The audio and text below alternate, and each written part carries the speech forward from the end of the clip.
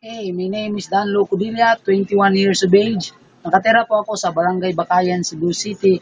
At sa ngayon, nag-aaral ako at sa tuwing umaga naman, pupunta ako sa Ala Gym para mag-training. Kasi isa ako sa boxing team dito sa Cebu. At sa tuwing hapon naman, pumapasok ako sa klase. At sa tuwing wala naman akong klase, naglalaro din ako ng basketball kasama ng kaibigan ko. This is my best friend, my partner. Hey, my name is Martin Ecot, 27 years of age, from Barangay Bakayan, Cebu City. Nagkakilala kami ng partner ko since 2010 nung lumipat ako sa lugar nila at nung palagi kaming naglaro ng basketball. Kasi mahilig ako sa sport tulad ng basketball, martial art.